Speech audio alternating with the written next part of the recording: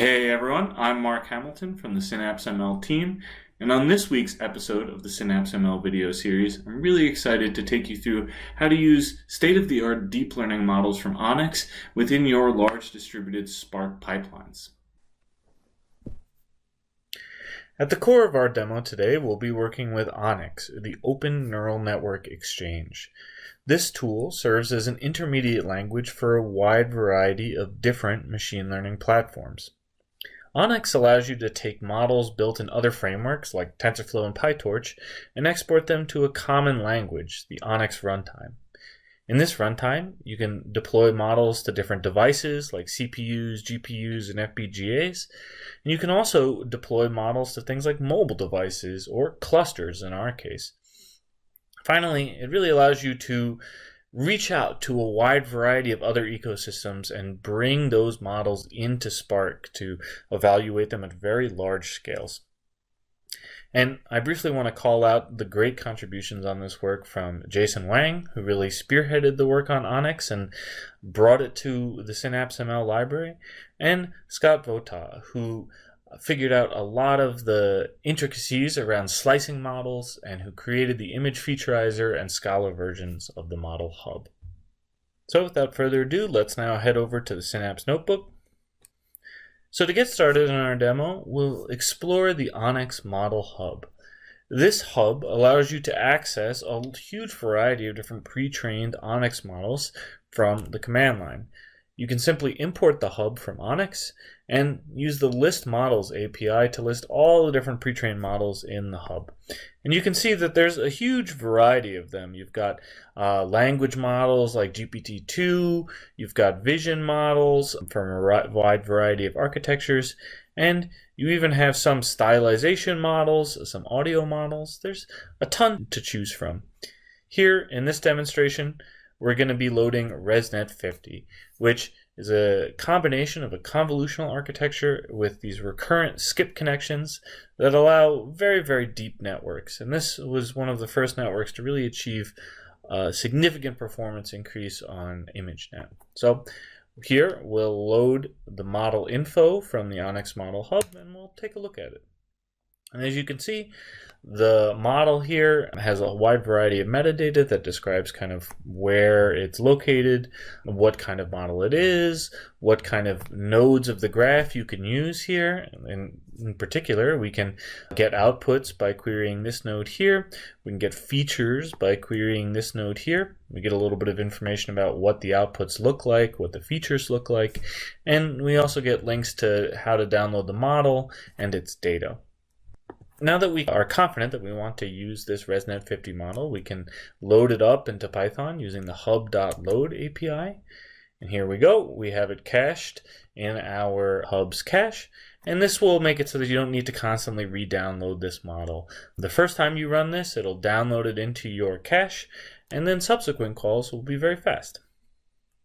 And here I'm just going to save this model path into a variable so that we can use it on our Spark cluster.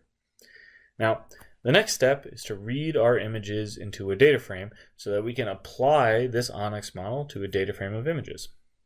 Here, I've got two images that I'm going to read from a storage account. One of them is an image of a bunch of vegetables, and the other is an image of a violin in front of a piano. Now that we have our images loaded into a data frame, we can now apply our ONNX model. Here, I'm going to create a simple SparkML pipeline with two components. First is going to be an image transformer to normalize the images. A lot of these deep networks, they require images that are zero mean and unit variance. So that's exactly what we're going to do here. We're going to subtract out these particular means. We're going to scale it down from 255 to be roughly between 0 and 1. We're also going to resize and center crop these images. So you can see this image transformer is doing a lot, despite it being only a few lines of code. Then we'll be able to apply our ONNX model here. And so we're going to pass in the model location from the ONNX Model Hub's cache. We're going to pass in the feed dict. This is how we actually pump the ONNX model with data from our Spark data frame. So the data node of the ONNX model will be pumped with the normalized image column of our data frame. I'll then also add a fetch dict. It's kind of exactly the opposite. This takes the model output, aka the ResNet v17 dense 0 node that we got from the ONNX model hub earlier, and adds it to the raw prediction column of our data frame.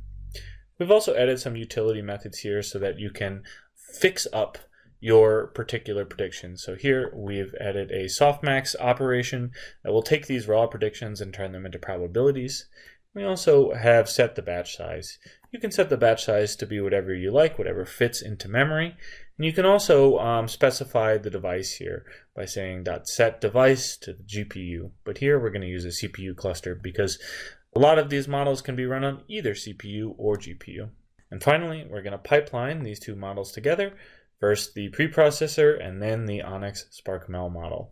With this combined model here, we can transform our image data frame and extract out the top classes for each image here with a simple Spark UDF.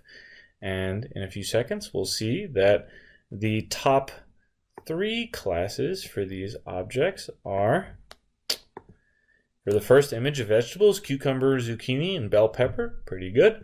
And for the second image, we have an upright piano, a cello, and a violin. So as you can see, this model, even though we just downloaded it from the Model Hub, it already knows a lot about vision, and it can classify images into a wide variety of classes, up to 1,000 ImageNet classes. But a lot of times, we want to make our own image classifier. We want to make something that's not necessarily constrained to the classes of ImageNet. The main building block for how to do this is getting intermediate activations or features from these kinds of deep networks. So if we remember our metadata from the ONNX model hub, we have not just the original output here, ResNet v17, but we also have this extra output called features here. This is something that the ONNX model hub has annotated so that we know that this is a good node to call to get image features. And we can call this pool one forward operation just by setting the fetch dict here with our feature node. So just like before, I'm going to take our model and transform our image data frame to get a data frame of features that can then be fed into other algorithms like k-nearest neighbor retrieval if you want to do image retrieval, or you can use these features to train a logistic regression if you want to make a custom classifier. And one final passing note on these features is that as you move through the layers of a deep network, these features tend to start out identifying simple things like lines and edges. And as you get deeper, they start to identify more complicated semantic things like objects and object parts. So here we're going to be using really the last layer of features in this example, but there's a wide variety of different networks, and you can slice at different layers to get different properties. And so we encourage you to try out different networks and see how they perform on your given task. Thanks for following along on today's demo of the ONNX Model Hub from Synapse ML. If you like this feature, please let us know. And if you have models that you'd like to add to the ONNX Hub, we can certainly help you add them so that you can access them quickly and easily on Spark.